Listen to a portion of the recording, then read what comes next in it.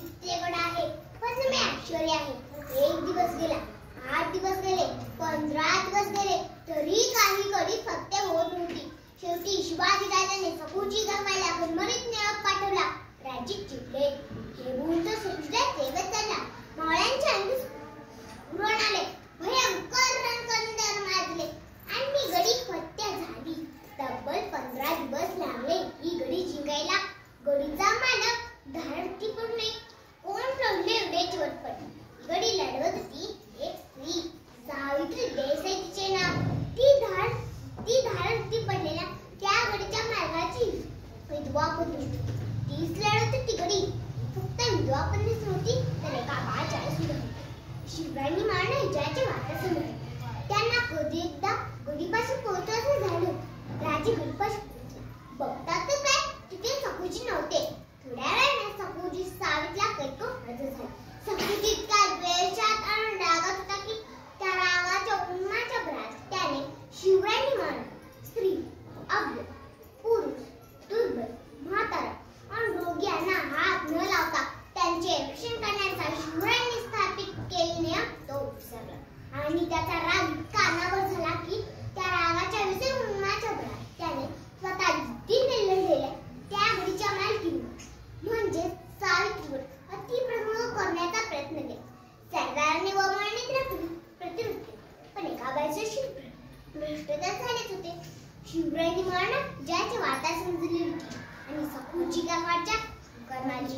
सकूची गावाने सावित्रीच्या हातापायात बेत घेऊन त्या काढून राजे गादी बसताना पण झाला. त्यांनी सावित्रीला आणण्याची आज्ञा दिली. सकूची गावात त्यांच्या बाजारात हत्ती पुढे काढून उभा. सावित्री गोंधळली, घाबरली. आता माझं कसं होणार? हा मला मारून टाकणार, मग माझं बाळ नाकणार, मग हा पुरुष शिवाजी माझ्या बाळा सुद्धा मारून टाकणार. किती कीर्ती ऐकली होती या शिवाजीची, पण ते सार कुठून. तेवढ्यातच शिवरायांनी आज्ञा केली की सावित्रीला बंद कर. सावित्री पळत त्यांच्या पायावर जाऊन पडली. महाराज, माझ्या बाळाला मारू नका महाराज. शेवटी शिवाजी राजांच्या मुखातून सावित्रीसाठी शब्द बाहेर पडले. प्यायचंय. कोण म्हणलं की तुम्हाला मारणार आहे, त्या बाळाला मारणार आहे? आता मी तुम्हाला ताई म्हटले म्हणजे हा बाळ माझा भाचा नव्हे. मी पहिल्यांदाच माझ्या भाच्याला भेटतो, त्याला काहीतरी दिलं पाहिजे. बाळाच्या दूधभातासाठी ही जिंकलेली गडी त्याला देतोय आणि आजूबाजूचा परत तुमच्या चोरी बघण्यासाठी. सावित्री आश्चर्याने शिवाजीराजांकडे पाहिले. शिवाजीराजांनी स्मिताहास्य केले. नंतर शिवाजीराजांनी सकूजी गायकवाडकडे नजर वळवली.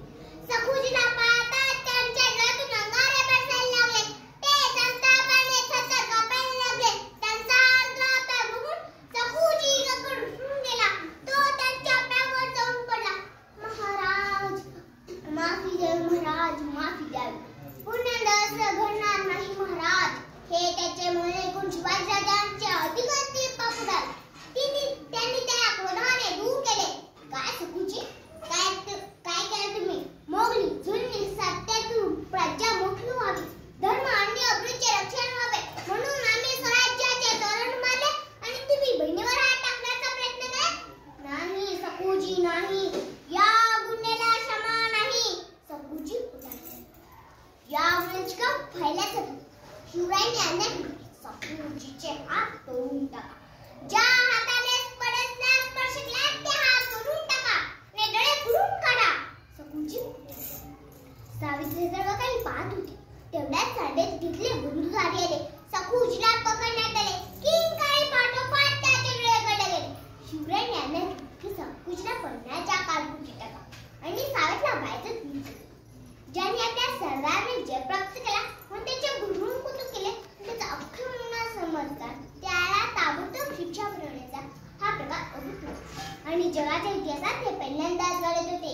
ही गोष्ट इथेच पण नाही तर शिवाजी राजे तिथून निघून गेल्यावर त्यांच्या बहिणीनेच म्हणजे सावित्री दरबारातल्या एका भिंतीवर शिवाजी राजांचे शिल्प कोरून ठेवले.